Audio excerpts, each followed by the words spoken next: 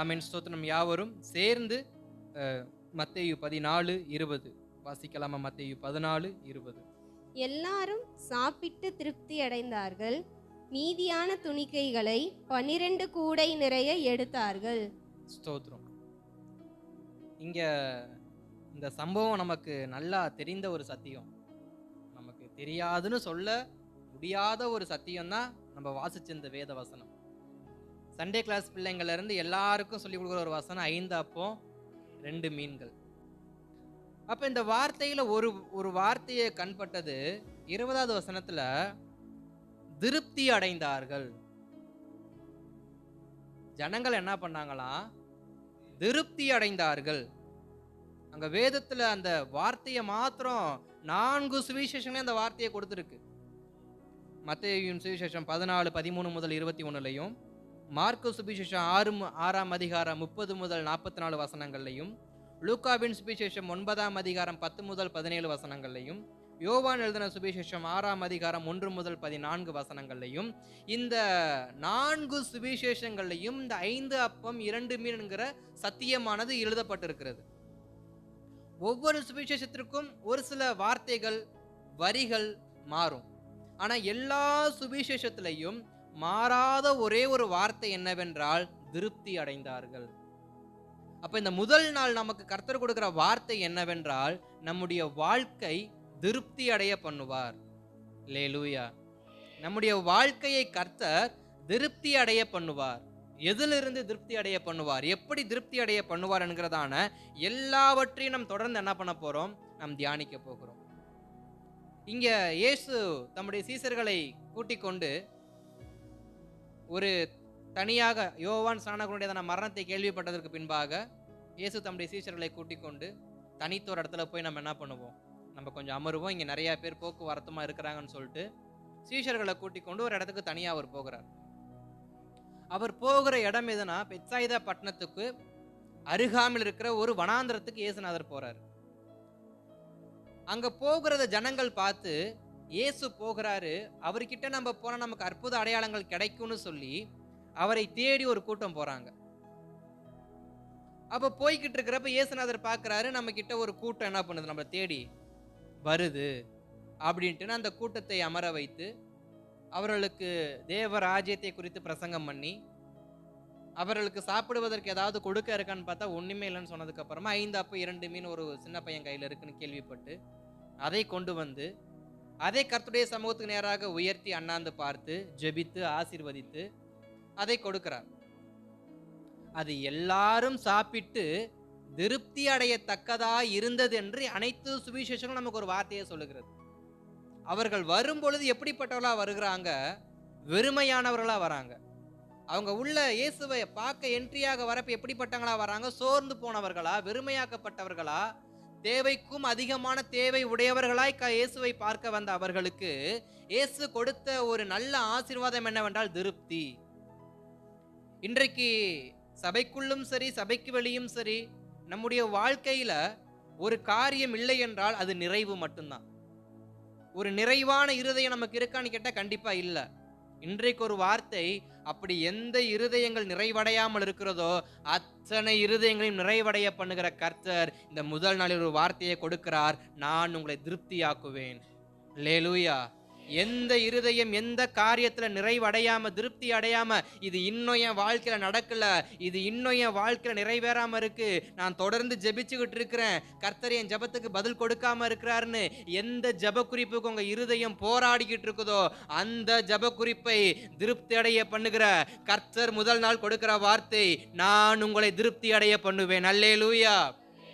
நான் உங்களை நிச்சயமாய் திருப்தி அடைய பண்ணுவேன்.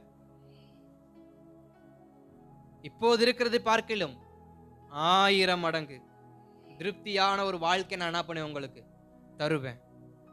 அப்ப இந்த சத்தியத்துல பார்க்கிறப்ப ஒரு 4 காரியத்தை நான் சுருக்கமா சொல்லிட்டு நான் சத்தியத்துக்கு நேராக நான் திரும்புறேன். இங்க பார்க்கிறப்ப தேவை அதிகம், இருப்பதோ கொஞ்சம். தேவை அதிகம், இருப்பதோ கொஞ்சம். அங்க இருக்கிறது ஏறக்குறைய ஸ்திரீகளையும் பிள்ளைகளையும் தவிர 5000 புருஷர்கள் இருக்கிறாங்க. இருக்கிறதோ 5 அப்பம் 2 மீன். தேவையோ அதிகம், இருப்பதோ கொஞ்சம். அடுத்து வெறுமையோடு அல்ல, வந்தவர்களை வெறுமையோடு அல்ல நிறைவோடு அனுப்புகிறார். இயேசுநாதர் வந்தவர்களை வெறுமையோடு அல்ல நிறைவோடு அனுப்புகிறார். மூன்றாவது பார்க்கும் பொழுது பற்றாக்குறை ஏற்படுமோன்னு ஒரு சந்தேகம் சீஷர்களுக்கு. பற்றாக்குறை ஏற்பட்டுருமோ, பத்தாம போயிருமோன்னு ஒரு சந்தேகம். ஆனா எல்லோருக்கும் போதும் என்று சொல்லத்தக்கதாக அவர் போஷிக்கிறவராய் இருக்கிறார். ஜனங்களை எல்லோருடைய வயிறும் திருப்தி அடையத்தக்கதாக அவர் போஷிக்கிறவராய் காணப்படுகிறார். அடுத்து பசியோடு அல்ல நிறைவோடு, சமாதானத்தோடு. அப்ப இயேசு தம் கிட்ட வந்த யாவருக்கும் அவர் கொடுத்த ஒரு நல்ல விஷயம் என்னன்னா, அவங்க எந்த காரியத்தை சுமந்துக்கிட்டு வந்தாங்களோ அதை சுமக்காம அவங்க திரும்பி போவாங்க. இன்னைக்கு கர்த்தருடைய சமூகத்துல நீங்க எதை சுமந்துக்கிட்டு வந்தீங்களோ அதை நீங்க திரும்பி போகிறப்ப உங்களுடைய சுமையை அவர் லகுவாக்கி அவர் உங்களை நடத்துவதற்கு போதுமானவராய் இருக்கிறார். அல்லேலூயா, அல்லேலூயா, ஸ்தோத்திரம். அப்ப நமக்கு எவ்வளவு அதிகமான தேவை இருந்தாலும், எவ்வளவு அதிகமான தேவை இருந்தாலும் நமக்கு தேவையானது ஒன்றே ஒன்று, நம்மை விட்டு எடுபடாத நல்ல பங்கு. அப்ப நல்ல பங்கு இயேசு கிறிஸ்து இருக்கும் பொழுது என்னுடைய தேவை அதிகம் என்று சொல்வதற்கு நமக்கு அவசியம் கிடையாது. என்னுடைய குறை அதிகமா இருக்குன்னு சொல்றதுக்கு அவசியம் கிடையாது. என்னுடைய வாழ்க்கை எப்படிப்பட்டதாய் மாறி முடிய போகுது என்று சொல்வதற்கு அவசியம் கிடையாது. காரணம், நம்முடைய எல்லாவற்றையும் நிறைவாக்குகிற, திருப்தியாக்குகிற ஒரு போதுமானவர் நம்மோடு இருக்கிறார். அப்ப அவர் நம்மோடு இருக்கிறபடியினால் இந்த எல்லா தடுமாற்றங்களும் குறைவுகளும் நாம் யோசிக்காமல் அதை விட்டு விலகி நாம் கவனிக்க வேண்டிய ஒன்றே ஒன்று, இயேசு கிறிஸ்துவின் முகத்தை, இயேசு கிறிஸ்துவினுடைய வார்த்தையை, இயேசு கிறிஸ்துவினுடைய சமூகத்தை. அவர்களுக்கு அநேக குறைகள் இருக்கு, ஆனா அவங்க பார்த்தது இயேசுவின் வார்த்தையை மாத்திரம்தான். அப்ப இதுல இருந்து ஒரு 7 காரியங்களை நான் வேகமா சொல்லி நான் கர்த்தருடைய வார்த்தை நிறைவு செய்ய விரும்புறேன். அப்ப முதல் காரியம், மத்தேயு 14:14 அநேகர் சுகம் அடைந்தார்கள். மத்தேயு 14:14 அநேகர் சுகம் அடைந்தார்கள். அடுத்து 2 மார்க் 6:34 மெய்ப்பனில்லாத ஆடுகள். மார்க் 6:34 மெய்ப்பனில்லாத ஆடுகள்.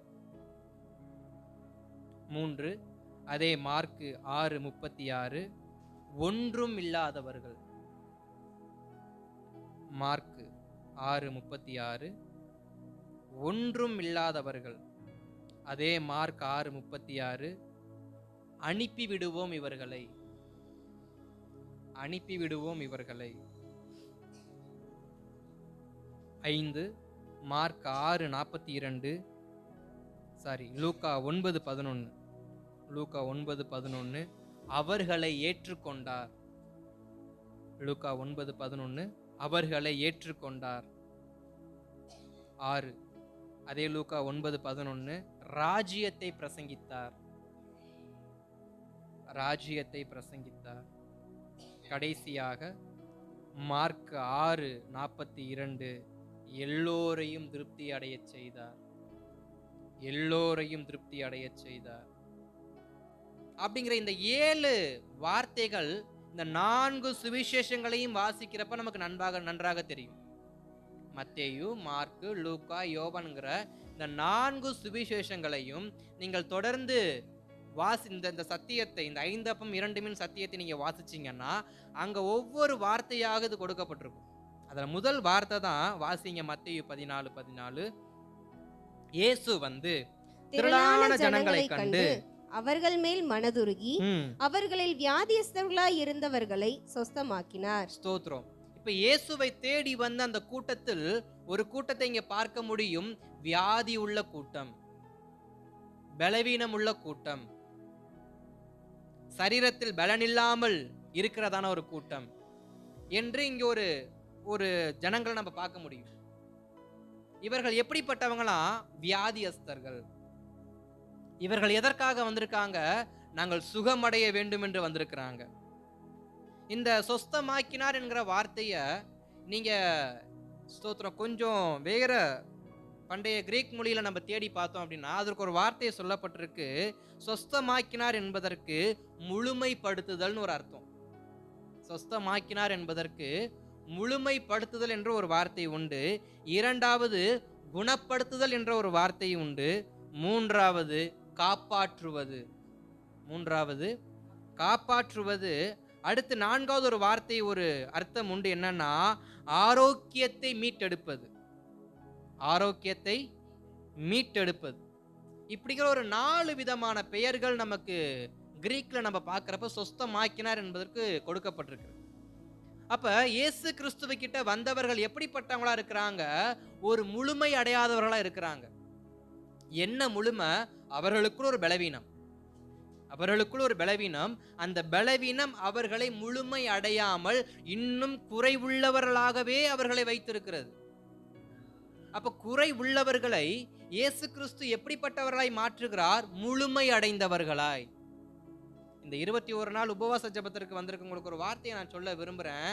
இது என்ன அப்படின்னா, நீங்கள் இதுவரைக்கும் தேவ சமூகத்தில் நான் குறையோடு தான் இருக்கிறேன், இடத்துல இன்னும் இந்த குறை இருக்கு, நான் இன்னும் முழுமை அடையல, நான் இன்னும் கர்த்தருக்காக ஏதாவது செய்ய நினைக்கிறேன், ஆனா என்னைய இன்னும் பக்குவப்படுத்திக்க முடியல அப்படின்னு சில தடுமாற்றங்கள் இருக்கும் என்றால், உங்களுக்கு ஒரு வார்த்தை, நீங்கள் இந்த ஜெபத்தில் அமர்ந்திருக்கிறபடியினால், இன்றைக்கு கர்த்தருடைய சமூகத்துக்கு வந்திருக்கிறபடியினால் உங்களை முழுமையாக்குவது அவருடைய பொறுப்பு. அப்ப தேவ சமூகத்தில் ஆண்டவர் என்னை முழுமையாக்குங்கன்னு விட்டு கொடுத்துருங்க.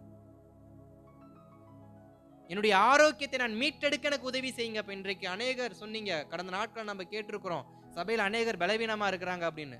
அப்ப அவங்களுக்கு ஒரு வார்த்தை என்னன்னா, உங்க ஆரோக்கியத்தை நீங்க மறுபடியும் என்ன பண்ணணும்? மீட்டெடுக்கணும். மறுபடியும் இழந்து போன பலவீனத்தை நான் மறுபடியும் என்ன பண்ணணும்? மீட்டெடுக்கணும். நான் பலனை இழந்து நிக்கிறேன், என் பலனை நான் மறுபடியும் மீட்டெடுக்கணும். தேவ சமூகத்தில் கேளுங்க, ஆண்டவரை என் பலனை எனக்கு திருப்பி கொடுங்கப்பா, காண்டா மிருகத்துக்கு ஒத்த பலனை மறுபடியும் எனக்கு கொடுங்கப்பா. மோசே மாத்திரம் தான் சொல்லுவாரா? யோசுவா மாத்திரம் தான் சொல்லுவாரா? நானும் சொல்லத்தக்க என்னையும் மீட்டெடுங்கன்னு சொல்லி தேவ சமூகத்தில் கேளுங்க.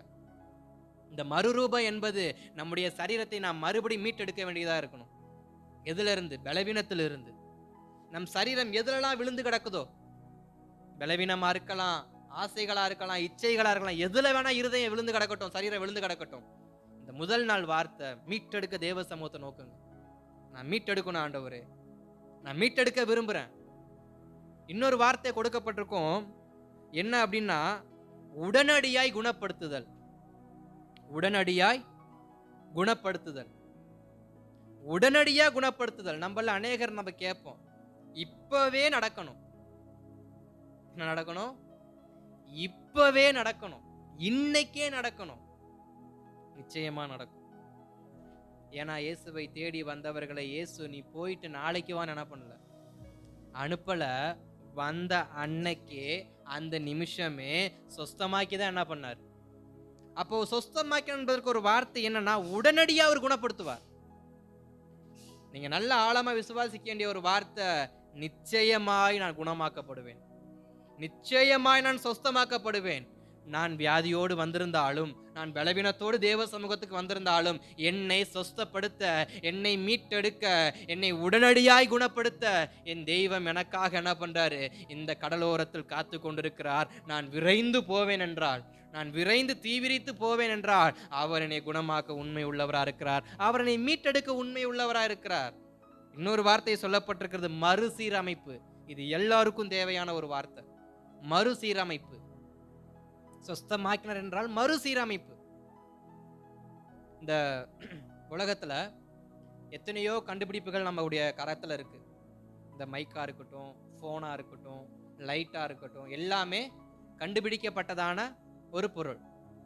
இதுல ஏதாவது ஒரு டேமேஜ் ஆச்சுன்னா அதை நம்ம என்ன பண்ணுவோம்? அதை சரிப்படுத்துறதுக்கு, மறுசீர்படுத்துறதுக்கு எங்க கொண்டு போவோம்? சர்வீஸ் சென்டர் கொண்டு போவோம். செல்போனை சர்வீஸ் சென்டர் கொண்டு போவோம். லைட்டு, மைக், எலக்ட்ரானிக்கா இருக்கட்டும், எல்லாத்தையும் என்ன பண்ணுவோம்? கடையில கொண்டு போய் அதை சர்வீஸ் பண்ணுவோம். எதற்கு? அது மறுபடியும் சீரா என்ன பண்ணணும்? செயல்படணும் அப்படின்னு. அப்ப ஒரு உலக மனிதனால் கண்டுபிடிக்கப்பட்ட ஒரு பொருளுக்கு சர்வீஸ் சென்டர் இருக்கும் என்றால், தேவனால் உருவாக்கப்பட்ட, தேவனுடைய கையால் செய்யப்பட்ட நமக்கு ஒரு சர்வீஸ் சென்டர் இருக்கா இல்லையா? நமக்கு ஒரு சர்வீஸ் சென்டர் இருக்குல்ல. அப்ப இந்த சர்வீஸ் இந்த டேமேஜான பார்ட்ஸை கொண்டு போய் எங்க வைக்கணும்? கர்த்தருடைய சமூகத்தில், கர்த்தருடையதான சர்வீஸ் சென்டர்ல கொண்டு போய் நம்ம வைப்போம் அப்படின்னா, இந்த உடைஞ்சு போன பார்ட்ஸை, இந்த உடைஞ்சு போன இருதயத்தை, இந்த பலவீனமான சரீரத்தை அவர் மறுசீரமைக்க உண்மை உள்ளவரா இருக்கிறார். அல்லேலூயா. அப்ப சொஸ்தமாக்கினார் என்றால் அவர் மறுபடியும் ரீக்ரியேட் பண்றாரு. வேதத்துல எத்தனையோ மனுஷங்க இருக்கிறாங்க.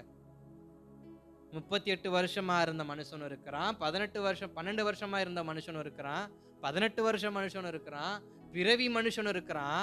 அத்தனை பேருக்கும் உடனடியாக அவர் சுகத்தை கொடுத்தார்.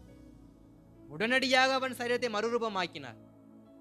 கூனிதான், ஆனா இயேசுநாத தொட்டா அவன் கூனி மாறியது. அவன் மற்ற மனுஷர்களைப் போல மாறினான். படுத்த நிலைமைதான், படுத்த படுக்கைதான், மாறாத ஒரு நிலைமைதான். ஆனா இயேசுநாதர் தொட்டாரு, அவன் வாழ்க்கை மாறுச்சு. அப்ப நாம் கேட்க வேண்டிய ஒரு காரியம், என்னை தொடுங்க ஆண்டவர், என்னை மறுசீரமை பண்ணுங்கப்பா, நான் மறுசீரமைக்க விரும்புறேன்ப்பா. என் உடல், என் ஆவி, என் ஆத்துமாவை நீங்க மறுபடியும் சொஸ்தமாக்குங்க. அநேக பலவீனத்தோடு இருக்கிறேன். சிலருக்கு சரீரத்துல பலவீனம், சிலருக்கு ஆவியில பலவீனம், சிலருக்கு ஆத்துமாவுல பலவீனம். வியாதி என்றால் சரீரத்துல வரக்கூடியதான காயம் வியாதி கிடையாது, அதை விட கொடூரமானது ஆத்துமாக்குள்ளேயும் ஆவிக்குள்ளும் இருக்கிறதான சில பலவீனங்கள். சரீரமாவது மருத்துவர்கிட்ட போனா அந்த காயத்தை ஆற்ற முடியும், ஆனா ஆவிக்குள்ள இருக்கிற அசுத்தங்களை தேவ சமூகத்துல வந்தாதான் ஆற்ற முடியும். இன்றைக்கு ஆவியில அநேக அசுத்தங்கள் நமக்கு என்ன பண்ணுது? காணப்படுது. தேவன் நமக்கு கொடுத்தது பரிசுத்த ஆவி. ஆனா அந்த பரிசுத்த ஆவியானவர் இன்றைக்கு நம்முடைய இருதயத்திற்குள் எப்படிப்பட்டவரா இருக்கிறாருன்னு பார்த்தா, அதே வெண்மையோடு இருக்கிறாரா? அதே பளிச்சிடும் வெளிச்சத்தோடு இருக்கிறாரா? இல்ல, கொஞ்சம் கொஞ்சம் கொஞ்சம் கொஞ்சம் குறைவாதான் இருக்கு. அதனாலதான் இந்த வார்த்தையை நான் சொல்றேன், நாம மறுபடியும் சீரமைக்கப்படணும். நாம் மறுபடியும் மறுசீரமைக்கப்படணும் தேவ சமூகத்துல. எத்தனை காரியங்கள் இருக்கட்டும், என் தெய்வம் என்னை மறுசீரமைக்க உண்மை உள்ளவரா இருக்க. அப்ப எபிரேயர்ல ஒரு வார்த்தை சொல்லப்பட்டிருக்கும், 12ஆம் அதிகாரத்துல 12-13 வசனத்தை வாசிங்களேன். எபிரேயர் 12ஆம் அதிகாரம் அதன் 12-13 வசனத்தை வாசிக்கலாமா? ஆகையினால் நெகிழ்ந்த கைகளையும் தளர்ந்த முழங்கால்களையும் நீங்கள் திரும்ப நிமிர்த்தி, முடமாயிருக்கிறது பிசகி போகாமல் சொஸ்தமாகும்படிக்கு உங்கள் பாதங்களுக்கு வழிகளை செவ்வைப்படுத்துங்கள். ஸ்தோத்திரம். எபிரேயர் ஒரு வார்த்தை அழகா சொல்றாரு. எபிரேயன் ஆக்கியன் ஒரு வார்த்தையை சொல்றாரு. என்ன வார்த்தையை சொல்றாரு? நெகிழ்ந்த கைகளையும் தளர்ந்த முழங்கால்களையும் நீங்கள் திரும்ப நிமிர்த்தி, முடமாயிருக்கிறது பிசகி போகாமல், முடமாயிருக்கிறது பிசகி போகாமல். அவர் சொல்ற ஒரு வார்த்தை என்னன்னா, இப்ப உனக்கு ஜஸ்ட் டேமேஜ் தான் ஆயிருக்கு. இது வெறும் ஒரு சுளுக்குன்னு வச்சுக்கோங்களேன். இது வெறும் சுளுக்கு தான். நீ பாதைய செவ்வை ஆக்கல அப்படின்னா அந்த சுளுக்கு எலும்பு முறிவா என்ன பண்ணிரும்? மாறிடும். இப்போதைக்கு நீ நொண்டி தான் நடக்கிற. சுளுக்கு எடுத்ததுனால, சுளுக்கு பிடிச்சதுனால கால் என்ன பண்ணும்? தாங்கி தான் நடக்கும். ஆனா நடக்க முடியும். அதேதான் வேதம் சொல்லுது. ஆகையினால் நெகிழ்ந்த கைகளையும் தளர்ந்த முழங்கால்களையும் நீங்கள் திரும்ப நிமிர்த்தி, முடங்கி இருக்கிறது பிசகி போகாமல், முடங்கி இருக்கிறது பிசகி போகாதபடிக்கு உங்களை சொஸ்தமாக்குவதற்கு வழியை செவைப்படுத்துங்கள். அப்ப எந்த வழியை செவைப்படுத்தணும்? கிறிஸ்துவுக்கு நேராக இருக்கிற வழியை, இயேசு கிறிஸ்துவுக்கு நேராக இருக்கிற நமது வழியை நாம் நேராக்குவோம் என்றால் முடங்கினது பிசகி போகாமல் காப்பாற்றி கொள்ளலாம். இன்னைக்கு நம்முடைய வாழ்க்கையில் அநேக விஷயங்கள் முடக்கப்பட்டு இருக்கு. நமக்கு நன்றாக தெரியும், நம்முடைய ஆவிக்குரிய வாழ்க்கையில, நம்முடைய சரீரத்துல அநேக விஷயம் முடக்கப்பட்டு இருக்கு. அந்த முடக்கப்பட்ட காரியத்தை நான் ஸ்தோத்திரம் பிசகி போகாமல் ஆக்குவது என் கரத்தில் தான் இருக்கு. முடங்கி இருக்கிறது உண்மை, ஆனால் அது பிசகி போகாதபடிக்கு நான் என் வழியை செவைப்படுத்தி நான் மறுபடியும் கர்த்தருக்கு நேராக திரும்புவேன் என்றால் அவர் என்னை சொஸ்தமாக்க உண்மை உள்ளவராய் இருக்கிறார். அப்ப ஸ்தோத்திரம், நாம் கற்றுக்கொள்கிற முதல் காரியம் இந்த கூட்டத்திலிருந்து, இந்த ஸ்தோத்திரம் 5000 பேர் இந்த திரளான ஜனக்கூட்டத்திலிருந்து நாம் கற்றுக்கொள்கிற முதல் வார்த்தை என்னவென்றால், அவர்களை அவர் சொஸ்தமாக்கினார். வந்தவர்கள் யாராயிருந்தாலும் சரி, இயேசுவை நோக்கி வருகிற யாராயிருந்தாலும் அவர்களை சொஸ்தமாக்க அவரே உண்மை உள்ளவர். அவர் எத்தனை நாட்களாய் பலவீனன்னு அவருக்கு தேவையில்லை. அவரு ஸ்தோத்திரம் எப்பயிலிருந்து தம்ம கிட்ட வந்தாருங்கிறது அவருக்கு தேவையில்லை. அவர் பிறவி முதல் கிறிஸ்துவை ஏற்றுக்கொண்ட குடும்பமா அவருக்கு தேவையில்லை. அவரை தேடி வந்தா நிச்சயமா அவர் சுகத்தை கொடுக்க உண்மை உள்ளவர். ஏன்னா அவங்க எல்லாருமே வேடிக்கை பார்க்க வந்த கூட்டம் தான். இயேசு இதற்கு முன்பாக செஞ்ச அற்புத அடையாளங்களை பார்த்துட்டு இயேசு தனித்திருக்கிறாரு, நாம் அவரை தேடி போவோன்னு போன கூட்டம் தான் இந்த 20 லட்சம் கூட்டம்னு வச்சுக்கோங்களேன். இல்ல 10,000 20,000 கூட்டம்னு வச்சுக்கோங்க. இந்த கூட்டம் எல்லாமே சும்மா போன கூட்டம். அப்படி போன கூட்டத்துக்கு அற்புத அடையாளங்கள் நடக்கும்னா, விசுவாசத்தோடு போற கூட்டத்துக்கு இதிலும் பெரிதானவளை கர்த்தர் காண செய்வாரா மாட்டாரா?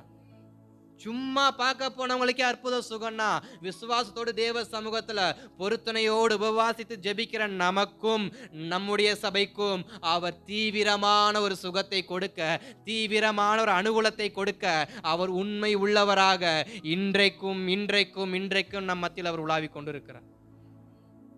வேடிக்கை பார்க்க போன கூட்டத்துக்கு அற்புதம்னா, விசுவாசிக்கிற கூட்டத்துக்கு இதிலும் பெரிதான காரியம் நிச்சயம் நடக்கும். ஆனா ஒரே ஒரு காரியம், முடக்கப்பட்டது பிசகி போகாமல் பார்த்து கொள்ள வேண்டும். முடக்கப்பட்டது பிசகி போகாமல் பார்த்து கொள்ளணும். நான் முழுமை அடையணும். நான் முழுமை அடைவதற்கு இன்னும் என்னுடைய வாழ்க்கையில் எது முடக்கப்பட்டிருக்கு அதை கண்டுபிடிக்கணும். எது என் வாழ்க்கையில முழுமை அடையாதபடிக்கு நீ முடக்கி வைத்திருக்குது.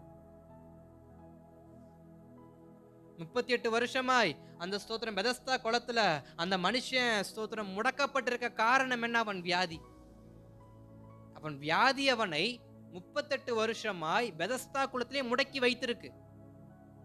எழும்ப முடியல, ஓட முடியல, சுகமாக்கி கொள்ள முடியல. முடக்கப்பட்ட நிலைமையில 38 வருஷமாய், எத்தனை வருஷம் நாம முடக்கப்பட்டிருக்கிறோம் ஒரே இடத்துல, இந்த இடத்தை விட்டு நகர முடியாம, அடுத்த கட்டத்துக்கு போக முடியாம எத்தனை விஷயம் நம்ம முடக்கப்பட்டிருக்கிறோம். கர்த்தர் கேட்கிற ஒரு வார்த்தை, சுகமாக விரும்புறியா? சுகமாக விரும்புறியா? ஆண்டவரே, நான் 38 வருஷம் அது எனக்கு தேவையில்லை, நீ விரும்புறியா?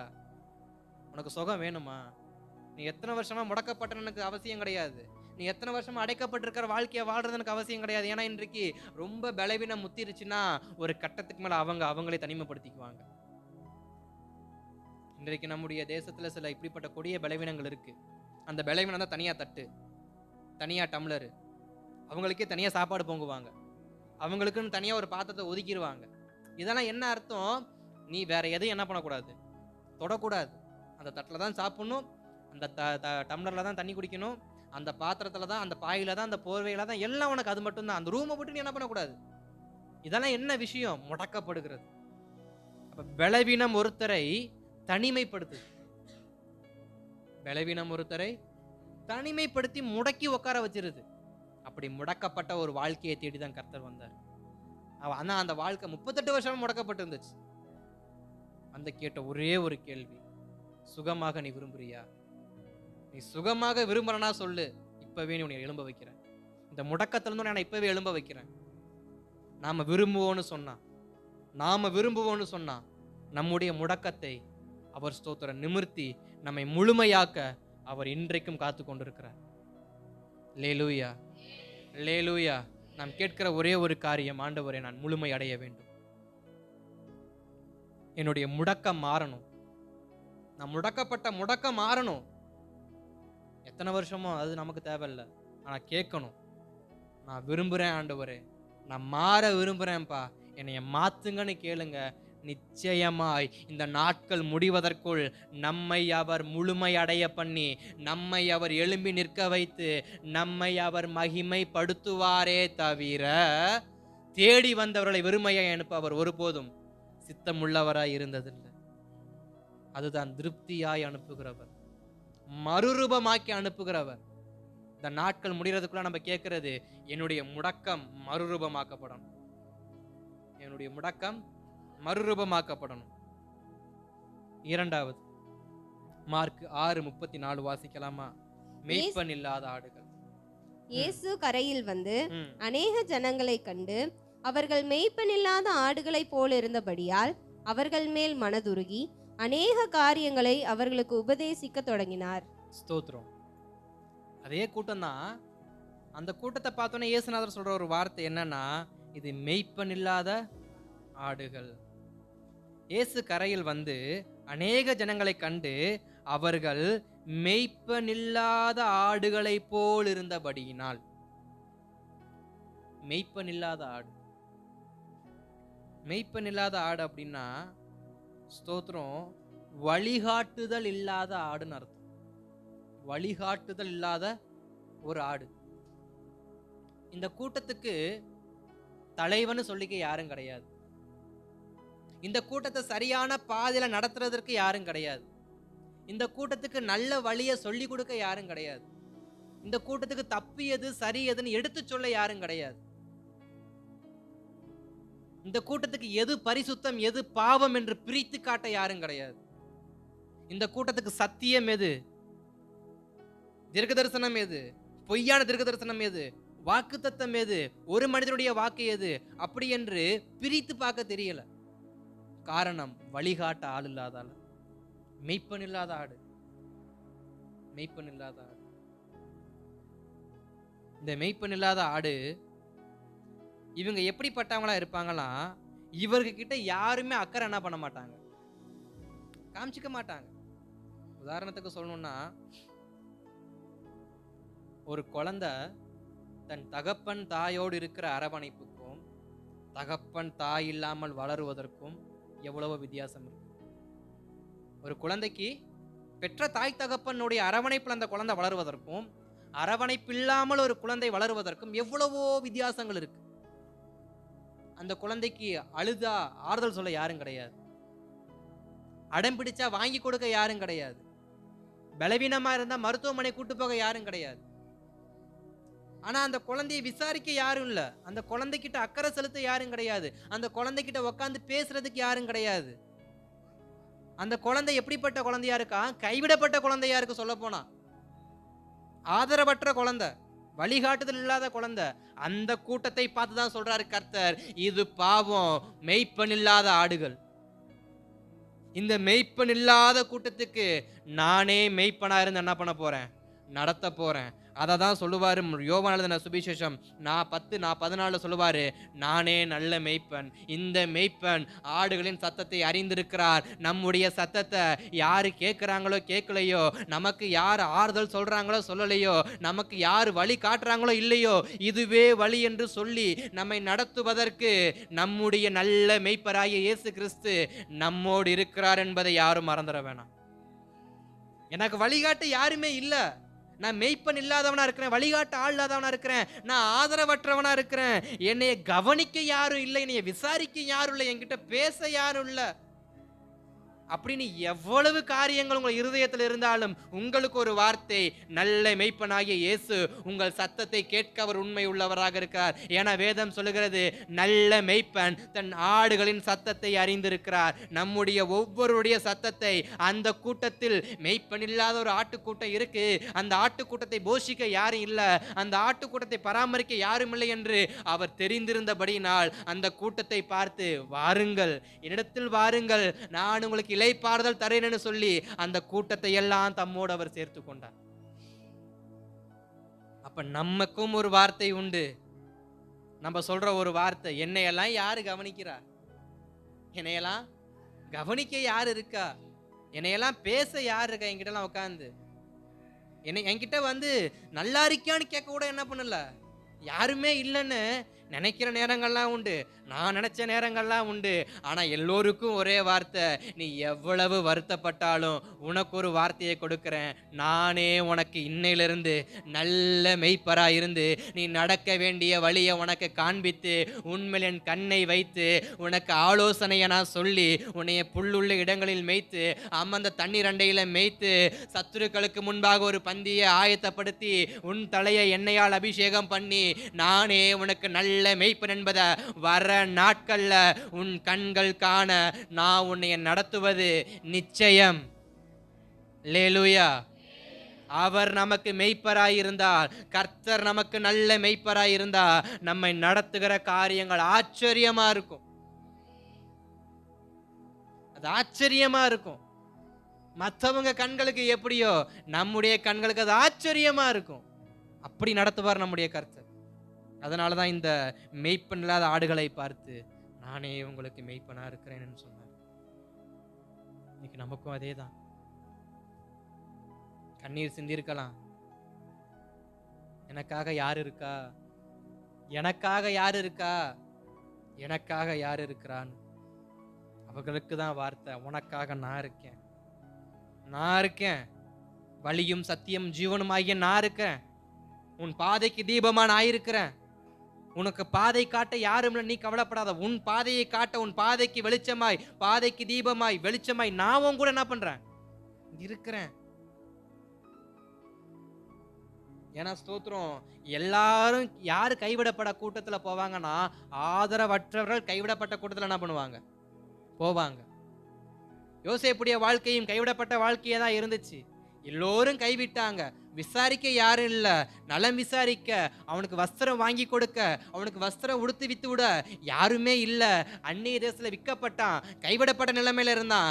எல்லோரும் அவனை மறந்தாலும் தாயின் கர்ப்பத்தில் முன் குறித்தவர் மறவாமல் நடத்தினார்.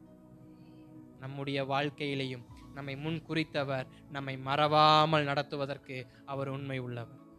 அல்லேலூயா. அடுத்து மூன்றாவது, மார்க் 6:36, இவர்களிடத்தில் ஒன்றும் இல்லை. மார்க் 6:36 வாசியுங்க. புசிக்கிறதற்கும் இவர்களிடத்தில் ஒன்றும் இல்லை, ஆகையால் இவர்கள் சுற்றி இருக்கிற கிராமங்களுக்கும் ஊர்களுக்கும் போய் தங்களுக்காக அப்பங்களை வாங்கி கொள்ளும்படி இவர்களை அனுப்பிவிட வேண்டும் என்றார்கள். ஸ்தோத்திரம். சீஷர்கள் சொல்ற ஒரு வார்த்தை என்னன்னா, ஒன்றும் இல்லை இவங்க கிட்ட. இப்ப இவங்கள்ட்ட சாப்பிட்றதுக்கு ஒண்ணுமே இல்லை. அந்த வார்த்தையை மாத்திரம் பிடிச்சுக்கங்க. இவன் கிட்ட ஒண்ணுமே, இவன் ஒண்ணுத்துக்குமே, இவன் எதுக்குமே, இவன் எந்த ஒரு விஷயத்துக்குமே ஒண்ணுமே இல்ல. சீஷர்கள் சொன்ன ஒரே ஒரு வார்த்தை, இவங்க கிட்ட ஒண்ணுமே இல்ல, இவங்கள கூட வச்சுக்கிறது வேஸ்ட், அனுப்பி விட்டுறலாம். நான் அடுத்து அந்த வார்த்தைக்கு வரேன். சீஷர்கள் சொல்ல முதல் வார்த்தை, இவங்க கிட்ட ஒண்ணுமே இல்ல, இவனை நம்ம தான் ஆதரிக்கணும், அதனால இவன் இருந்தா நமக்கு செலவு தான், அனுப்பி விட்டுருவோம். சீஷர்கள் எவ்வளவு நாசுக்கா சொல்றாங்க பாத்தீங்களா? இயேசுவே, இவன்கிட்ட ஒண்ணுமே இல்லை, இவன் சாப்பிட்றதுக்கு ஒண்ணும் இல்லை, இவனை இப்படியே அனுப்பிவிட்டோம்னா அவன் போய் என்ன ஏதாவது பார்த்துக்குப்போம், இல்லைன்னா நம்ம தான் அவனுக்கு ஏதாவது என்ன பண்ற மாதிரி இருக்கும், ப்ரொடக்ஷன் கொடுக்குற மாதிரி இருக்கும். நம்ம கிட்ட அவ்வளோ ப்ரொடக்ஷன் கிடையாது. பிலிப்கிட்ட கேட்குறாரு, பிலிப் உன்ட்ட ஏதாவது இருக்கா, போய் 200 அப்பத்துக்கு 200 பணத்துக்கு வாங்கிட்டு வந்தாலும் இவங்களுக்கு கொடுத்து தீர நம்மளால என்ன பண்ண முடியாது, முடியாத ஆண்டவரை இவங்களை இப்படியே விட்டுருவோம். அப்ப ஸ்தோத்திரம், இன்றைக்கும் ஒரு கூட்டம் இருக்கு. என்னன்னா, அவங்க கிட்ட எதுவுமே இல்லைன்னா அவங்கள திரும்பி கூட பார்க்க மாட்டாங்க. நம்ம கிட்ட ஏதாவது இல்லைன்னா நம்மள திரும்பி கூட பார்க்காத ஒரு கூட்டம் இன்னைக்கும் இருக்கு. நம்ம கிட்ட கிருபை இல்லைன்னா நம்மள திரும்பி பார்க்க மாட்டாங்க. நம்ம கிட்ட வேத வசனம் நம்மள திரும்பி பார்க்க மாட்டாங்க. இவ்வளவு ஏன், கர்த்தருடைய சமூகத்துல சபைக்குள்ள இருக்கிறவங்க, ரட்சிக்கப்பட்ட கூட்டமா இருக்கிறவங்களுக்கு எதுவுமே இல்லைன்னா நிச்சயமா இன்னொரு ரட்சிக்கப்பட்டவன் என்ன பண்ண மாட்டாங்க, அவங்கள மதிக்க கூட மாட்டாங்க. காரணம் என்ன, உன்கிட்ட கிருபை இல்ல, நீ வந்து என்ன பண்ண போற, உனக்கு பாட தெரியாது, உனக்கு ஜெபிக்க தெரியாது, உனக்கு வசனம் வாசிக்க தெரியாது, உனக்கு தான் ஒண்ணுமே தெரியாது, இல்லை எதுக்கு வரன்னு கேட்பாங்க. அப்படி கேட்கிறவங்களுக்கு தான் இயேசு சொல்றாரு, அவங்கிட்ட ஒண்ணும் இல்ல, ஆனா கொடுக்கறதுக்கு என்கிட்ட நிறைய இருக்கு. அவங்கிட்ட ஒண்ணும் இல்லதான், ஆனா அவனுக்கு கொடுக்க என்கிட்ட நிறைய இருக்கு. அதனால அவன் அனுப்பாத, அவன் அங்கேயே இருக்கட்டும், அவன் அனுப்பாத, அவன் அங்கேயே இருக்கட்டும். அவங்கிட்ட ஒன்றும் இல்லை, ஆனால் என்கிட்ட இருக்கு. இன்னைக்கு நம்மளை பார்த்து அநேகர் ஒரு வார்த்தையை சொல்லலாம், இவங்கிட்ட ஒன்றுமே இல்லை, இவன் எதுக்குமே பிரயோஜனப்பட மாட்டான், இவன் எதுக்குமே லாய்க்கப்பட மாட்டான்னு சொல்லி அநேகர் சொல்லலாம். நம்ம கிட்ட ஒன்றுமே இல்லாமல் இருக்கலாம், நம்மை படைத்த கர்த்தர்கிட்ட அநேகம் இருக்கு, நமக்கு கொடுக்கும்படி வைத்திருக்கிறார். நமக்கு கொடுக்கும் நமது பண்டக சாலையை திறந்தவர் என்ன பண்ணுவார், நமக்கு தருவார். வேற யாருக்கு? பரலோக ராஜ்யத்துல தங்கத்துல ரோடு போட்டு வச்சிருக்கிறது யாருக்கு? நமக்கு. அப்ப எனக்கானதை அவர் எனக்கு தருவாரா மாட்டாரா? தருவார், நிச்சயமாய் தருவார். ஒன்றும் இல்லாதவர்கள் என்று உலகம் நம்மை சொல்லி இருந்தாலும் நம்மை கொடுத்து நம்மை நிரப்பி நம்மை நடத்த கர்த்தர் ஒருவர் இருக்கிறார்.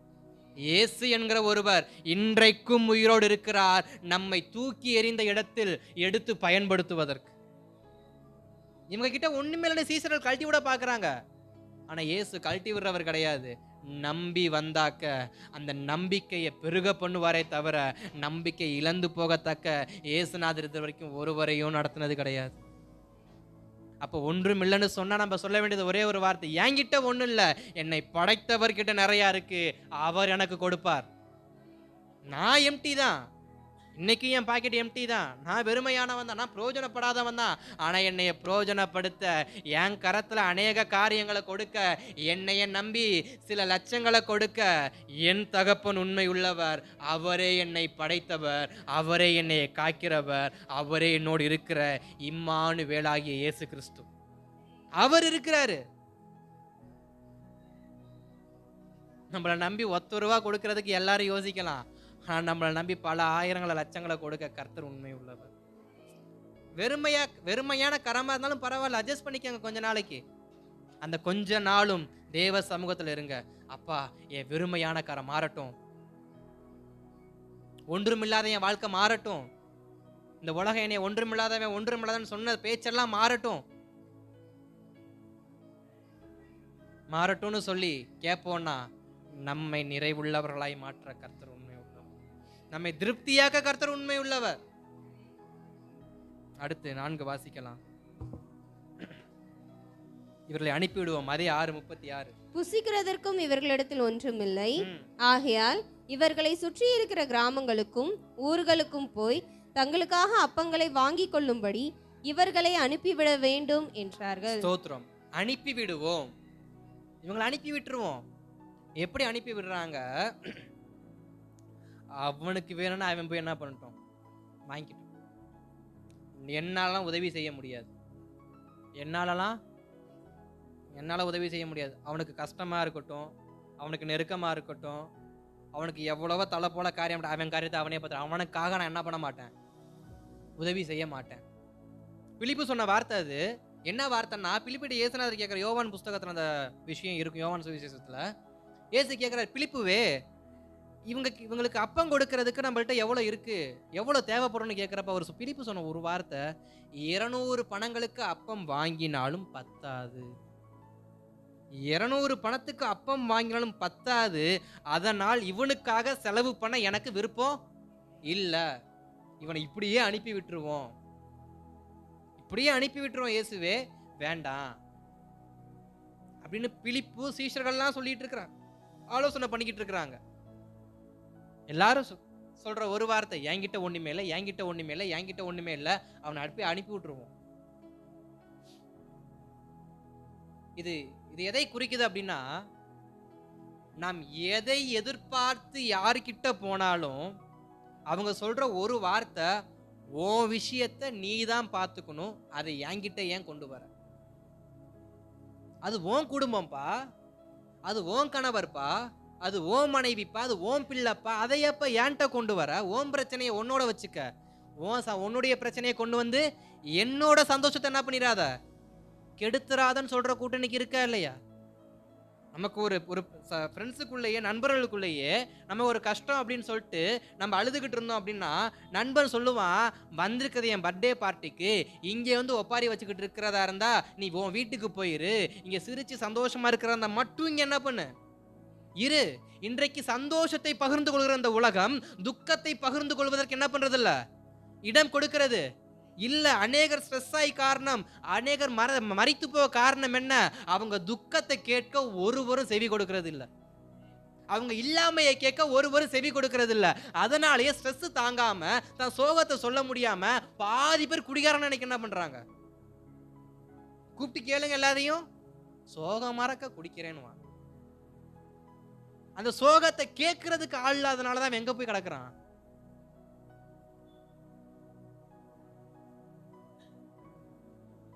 இது வெளியில மட்டும் இல்ல, ரட்சிக்கப்பட்ட சபைக்குள்ளேயும் இது நமக்குள்ளேயும் இது இருக்குன்னு நான் கொஞ்சம் உணர்றேன். எப்படின்னா, நம்ம கிட்ட ஒரு ஒரு விஷயத்த ஷேர் பண்ண வந்தா அதை பாரத்தோட கேட்டு ஜெபிக்கிற இருதயம் நமக்கு வேணும்னு கர்த்தர்கிட்ட கேளுங்க. ஆண்டவரே ஸ்தோத்திரம், என் சக விசுவாசி என்னுடைய என்னுடைய எங்களுடைய சபையில் இருக்கிற ஒரு சக நண்பர் ஒரு பாரமான காரியத்தை சாட்சி பகுதியிலையோ இல்லை ஜெப பகுதியிலையோ அவங்களுக்காக சொன்னாங்கன்னா, நான் கொஞ்சம் டைம் ஸ்பெண்ட் பண்ணி நான் ஜெபிக்கிறவனா மாறணும்ப்பா. அவன் பிரச்சனை அவன் பார்த்துக்கிட்டும், அவன் மருத்துவமனைக்கு போனா என்ன, போகாட்டி எனக்கு என்ன, அவனை நான் விசாரிச்சா என்ன விசாரிக்காட்டி என்ன, என் பிரச்சனையே பெரும் பிரச்சனையா இருக்குன்னு சொல்லாதபடிக்கு நான் விசாரிக்கிற பக்குவம் உடையவனா என்னை மாத்துங்கப்பான்னு ஜெபிக்கணும். என் இருதயம் எப்படி மறுரூபம் ஆகணும்? விசாரிக்கிற மறுரூபமா இருக்கணும். அவன் சாப்பாட்டுக்கு என்ன பண்ணுவான்? இயேசுகிட்ட எப்படி கேட்டிருக்கணும்? இயேசுவே, இவங்களுக்கு என்ன வாங்கிட்டு வரணும், என்ன வாங்கலாம், நம்ம கிட்ட இவ்வளவு பணம், இவ்வளவுதான் பணம் இருக்கு, என்ன வாங்கிட்டு வந்தா இவங்க வயிறு பசியாருன்னு ஆலோசனை கேட்டிருந்தா அது நல்ல மனுஷனுக்கு அழகு. இவங்க சொல்றது இவங்களுக்கு வாங்கி போட்டு தீர முடியாது, அனுப்பி விட்டுருவோம். அப்ப இந்த உலகம் கழட்டி விட தான் பாக்குது. இந்த உலகம் கழட்டி விட தான் பாக்குது. கழண்டு போயிடணும், நான் சந்தோஷமா இருக்கணும். நீ சிரிச்சா என்ன, சிரிக்காட்டி என்ன, நீ சாப்பிட்டா என்ன, சாப்பிடாட்டி என்ன, என் வயிறு ரொம்பனா எனக்கு போதும், நான் சந்தோஷமா இருந்தா போதுன்னு இன்னைக்கும் ஒரு கூட்டம் இருக்கு. இது ரட்சிக்கப்பட்ட கூட்டத்திலையும் இருக்கு. அதனால் பிறர் மேல் கரிசனை உள்ள இருதயத்தை எனக்கு தாங்கப்பான்னு கேளுங்க.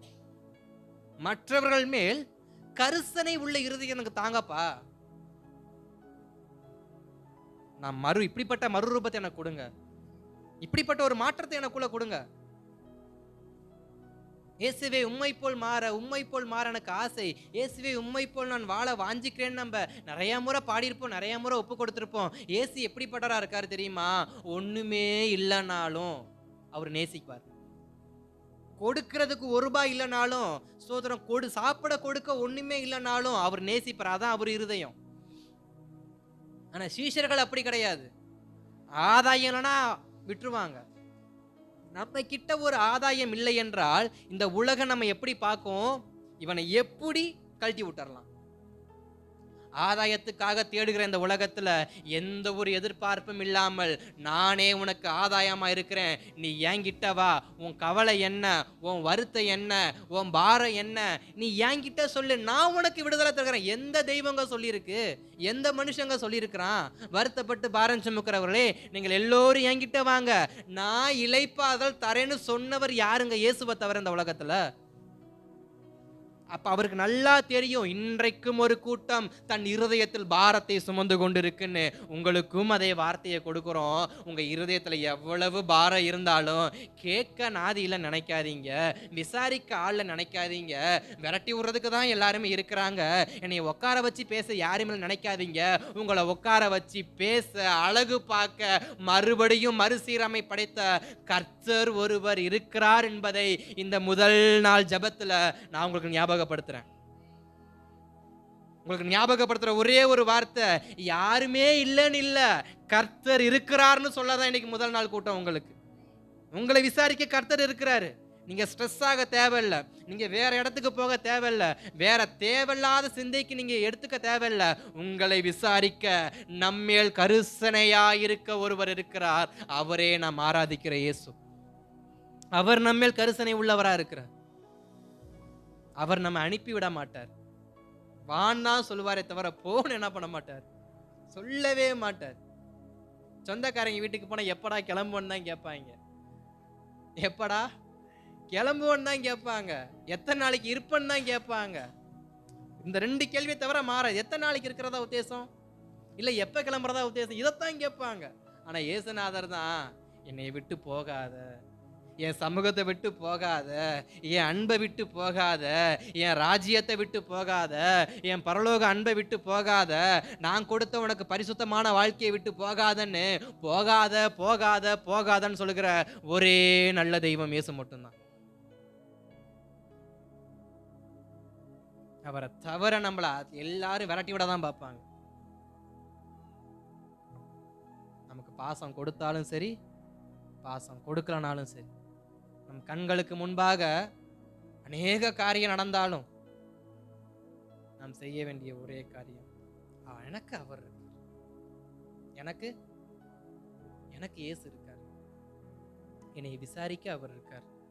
எனக்கு அவர் போதும், அவர் போதும்.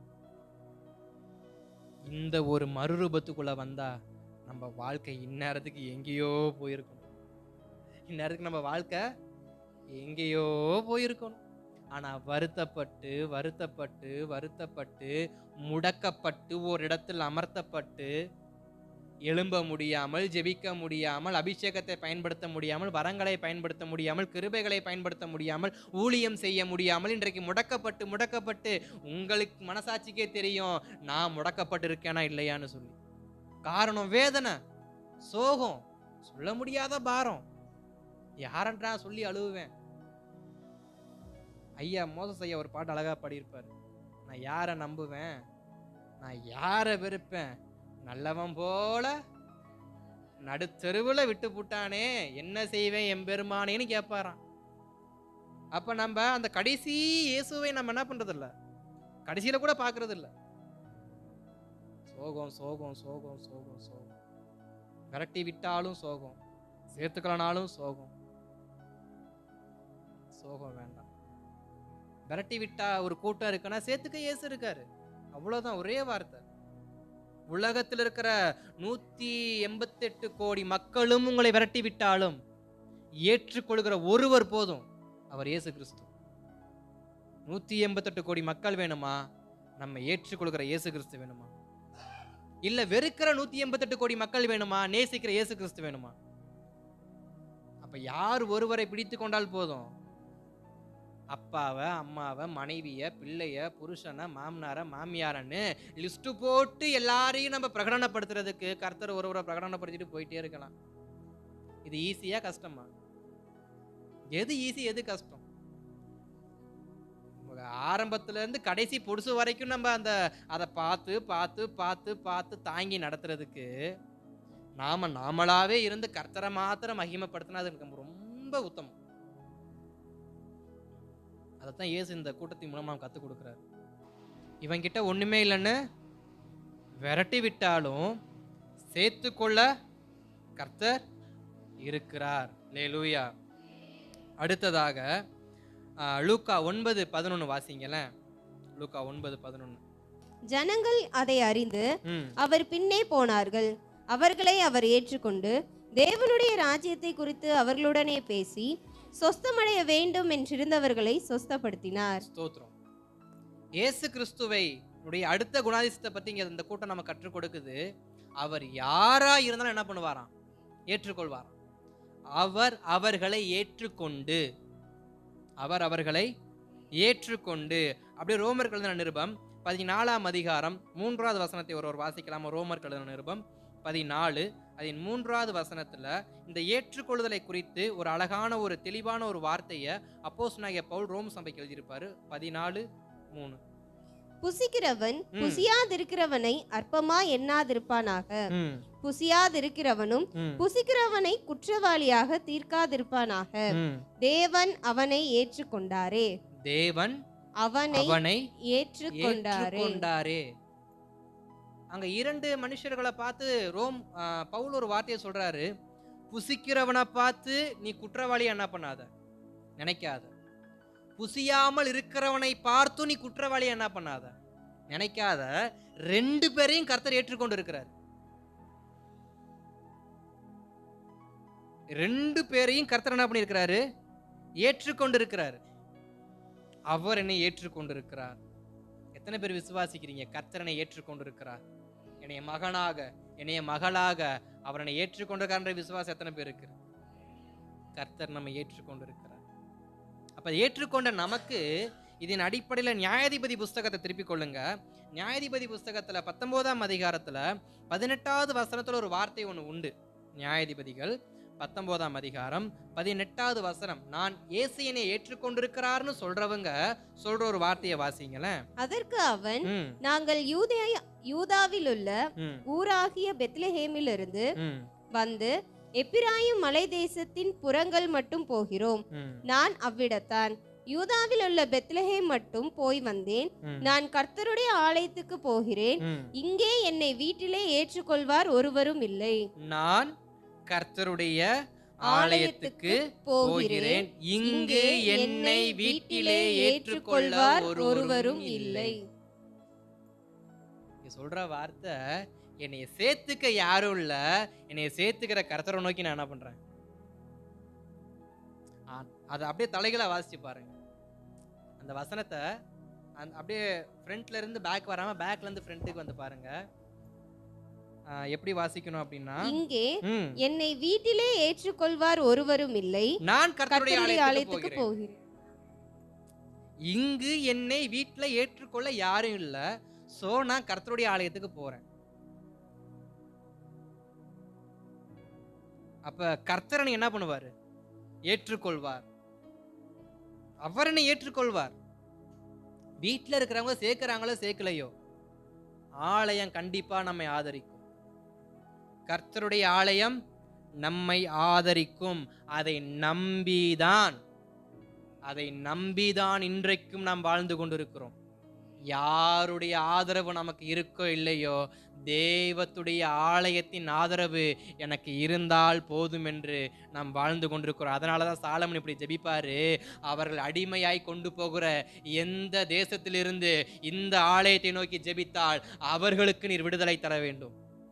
அவர்கள் போகிற இடத்துல அவர்களுக்கு விடுதலை கிடைக்காது, அவர்கள் போகிற இடத்துல அவங்களுக்கு நன்மை கிடைக்காது, அவங்க போகிற இடத்துல அவங்க சமாதானம் மறக்க மாட்டாங்க. அதனால சமாதானம் கிடைக்கிற ஒரே இடம் ஆலயம்தான். ஆலயத்தை நோக்குகிறவர்களுக்கு கர்த்தாவே சமாதானத்தை தருவீராகன்னு அன்றைக்கே சாலமன் ஜெபித்து வைத்தார். இன்றைக்கும் நம்ம எந்த இடங்களை ஏற்றுக்கொள்ளவில்லை என்றாலும் ஏற்றுக்கொள்கிற கர்த்தருடைய சமூகத்தை நோக்கி பார்த்தால் போதும். ஏற்றுக்கொள்கிற கர்த்தருடைய சமூகத்தை நோக்கி பார்த்தால் போதும். நான் ஒரு நாள் இப்படி ஓடின ஒருவன் தான், நானும் இப்படி ஒரு நாள் ஓடினவன் தான். ஆலயத்தை நோக்கி ஓடினேன், என்னைய கர்த்தர் கைவிடல. என்னைய கர்த்தர் இதுவரைக்கும் கைவிடல. ஓடி இருந்தா உலக மனுஷனை போல எங்கெங்கயோ ஓடி இருக்கலாம், எதையோ தேடி உறவு வீட்டுக்கு ஓடி இருக்கலாம், இல்ல நண்பர்களை தேடி போயிருக்கலாம், இல்ல வேலையை தேடி போயிருக்கலாம். நான் அப்படி யாரையும் தேடி போகல. நான் தேடி போன ஒரே இடம், நான் ஆராதிக்கிற ஸ்தலம், எங்க ஆலயத்தை தான் தேடி போனேன். ஆலயம் என்னை கைவிடல. ஆலயத்தில் இருக்கிற தேவன் என்ன பண்ணல, கைவிடல. அன்றைக்கு ஆதரித்தவர் இன்றைக்கும் ஆதரிக்கிறார், இனிமேலும் ஆதரிப்பார். நானே சாட்சி அதற்கு. அப்ப ஸ்தோத்திரம், யாரு விரட்டி விட்டாலும் ஆலயம் சேர்த்துக்கொள்ளும். ஆலயமானது சேர்த்துக்கொள்ளும். அநேக வாசல்கள் அடைக்கப்பட்டாலும் கர்த்தருடைய வாசல் இன்றைக்கும் திறந்துதான் இருக்கு. இடையில உங்களுக்கு ஒரு ஜபக்குறிப்பு ஒன்று சொல்லியிருந்தேன். ஒரு ஊழியக்காரருடைய மனைவி டெலிவரிக்காக ஜெபம் பண்ணிக்கங்க அப்படின்னு. அவரு என்கிட்ட கடந்த நாட்கள் நாங்கள் பேசி விசாரிச்சுக்கிட்டு இருக்கிறப்ப, ஒரு டெலிவரிக்கு சுமார் நார்மல் டெலிவரிக்கு எவ்வளோ ஆகும், ஒரு 40, 50, 60 செலவாகும். அதே போல தான் அந்த ஊழியக்காருடைய மனைவிக்கும் அவங்க சேர்த்த ஹாஸ்பிட்டலில் அந்த அமௌண்ட் சொல்லியிருக்கிறாங்க. 30 ரூபாய் இருக்கு, இன்னொரு 10 ரூபாய் செலவுக்கு இருந்தால் நல்லா இருக்கும், ஏதாவது எக்ஸ்ட்ரா தேவைப்பட்டுச்சுன்னா வேணுமேன்னு சொல்லிட்டு தன்னுடைய கரத்தில் எக்ஸ்ட்ரா ஒரு 10,000 வேணுமேன்னு சொல்லி பத்தாமல் போச்சுனான்னு சொல்லிட்டுன்னு அந்த ஊழியக்கார் ரொம்ப வருத்தப்பட்டார். ஜெபிக்க சொல்லி கேட்டுக்கிட்டார். அப்படி நாங்கள் பேசுகிறப்ப சொன்ன ஒரு வார்த்தை, கர்த்தர் வாசல் என்ன பண்ணுவார், திறப்பார்.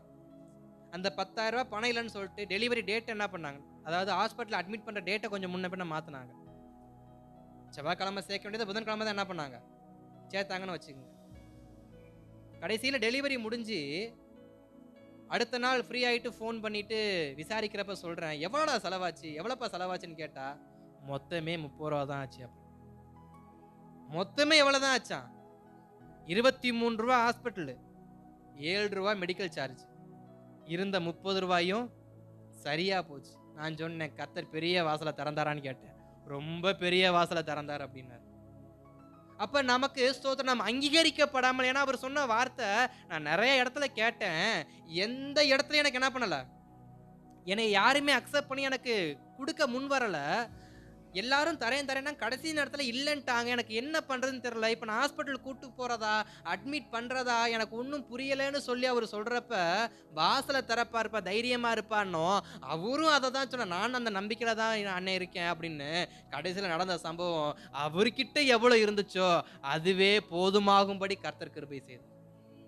அப்ப ஏற்றுக்கொள்கிறவர் மாத்திரமல்ல, தடையில்லாமல் நடத்துகிறவரும், தலை குனிவு வராமல் நடத்துகிறவரும், தாமதம் இல்லாமல் நடத்துகிறவரும், எந்த இடத்திலையும் வெட்கப்பட்டு போகாமல் நடத்துகிறதற்கும் கர்த்தர் ஒருவர் இருக்கிறார். காரணம், அவர் நம்ம ஏற்றுக்கொண்டிருக்கிறார்.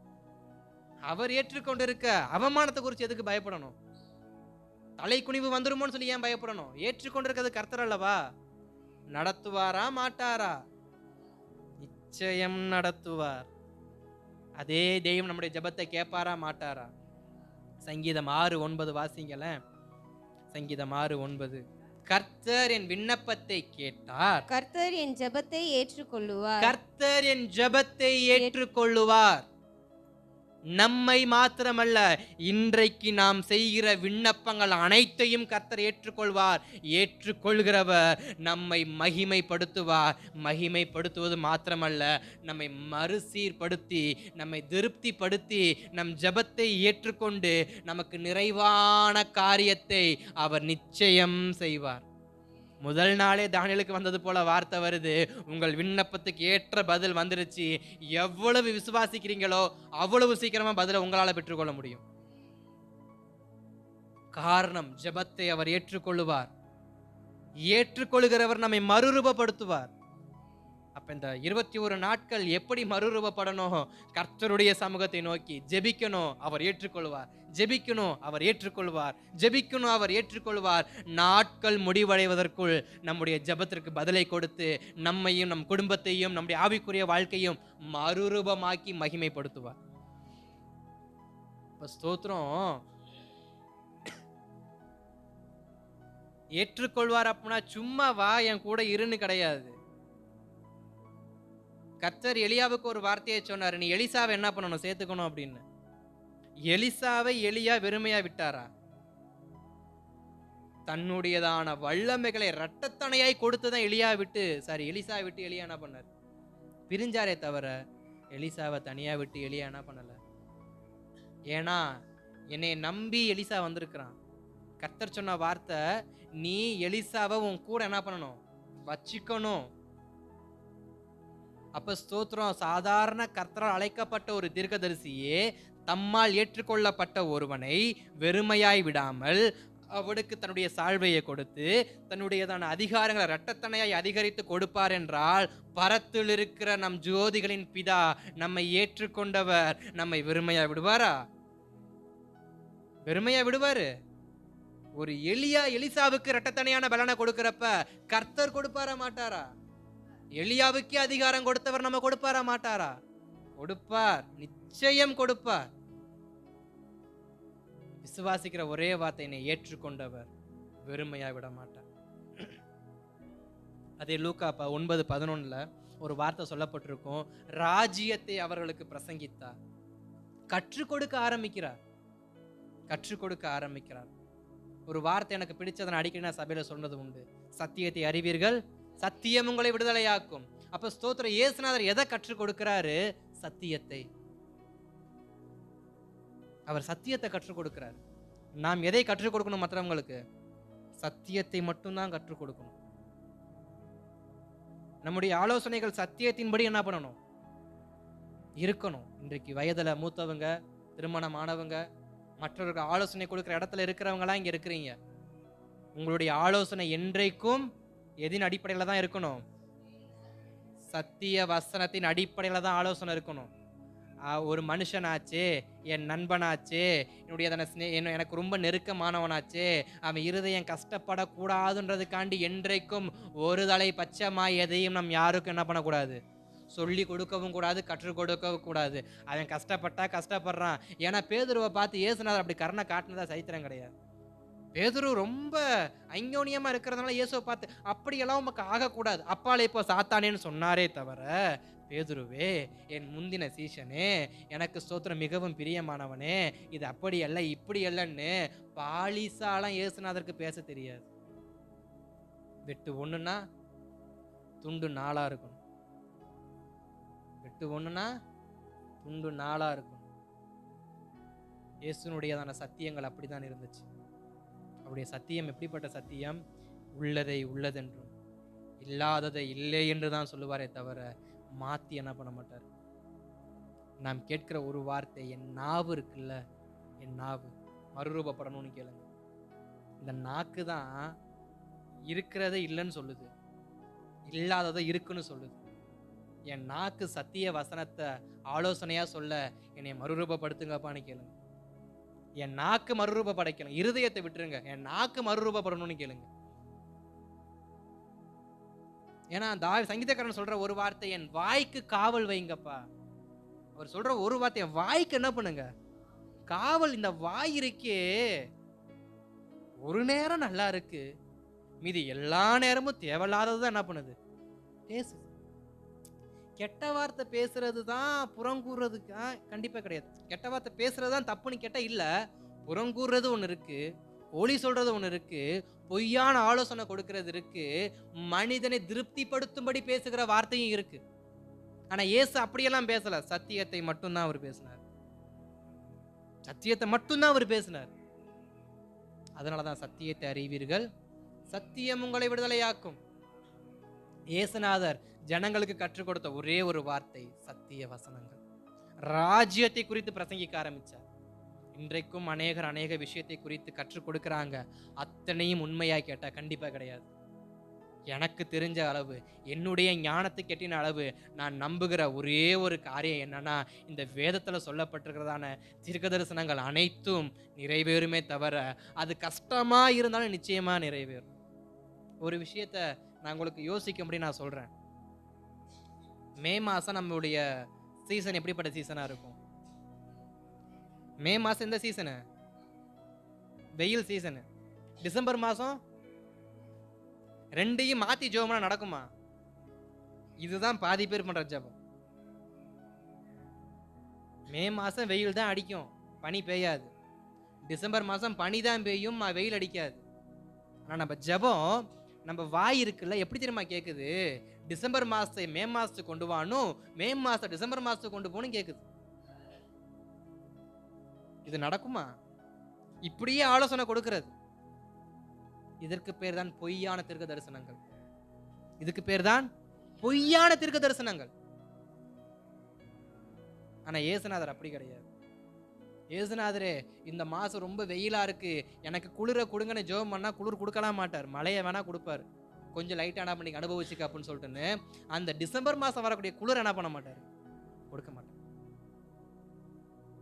அப்ப நம்ம கொடுக்கிற ஆலோசனைகள் வேத வசனத்தின் படிதான் இருக்கணும்.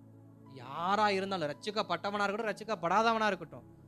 ரட்சிக்கப்பட்டவனா இருந்தா ரெஃபரன்ஸை சொல்லுங்க, ரட்சிக்கப்படாதவனா இருந்தா ஓரலா சொல்லுங்க. ஆனா வசனத்தையே சொல்லுங்க, வசனத்தையே மேற்கோள் காட்டுங்க. மனிதாபத்தின் அடிப்படையில நீங்க என்றைக்கும் ஆலோசனை கொடுக்க கூடாதுன்னு கர்த்தருடைய சமூகத்துல விண்ணப்பம் பண்ணுங்க. ஆண்டவரே, நான் மனிதாபமான அடிப்படையில, நான் மன உருக்கத்தின் அடிப்படையில நான் என்னைக்கும் பேசக்கூடாதுப்பா. என் வாய் சத்தியத்தை மட்டும்தான் பேசணும். இயேசுநாதர் கற்றுக் கொடுத்தது சத்தியத்தை பேசுவதற்கு. இன்றைக்கு இந்த நாட்களை நம்ம மறுரூபப்பட வேண்டியது, நம்முடைய நாவு எதுல மறுரூபப்படணும்னா சத்தியத்தை பேசுவது. கடைசியாக வாசிப்போம், மார்க் 6:42. அவர் அவர்களை ஏற்றுக்கொண்டார், திருப்திப்படுத்தினார். எல்லாரும் சாப்பிட்டு திருப்தி அடைந்தார்கள். எல்லோரும் சாப்பிட்டு திருப்தி அடைந்தார்கள்.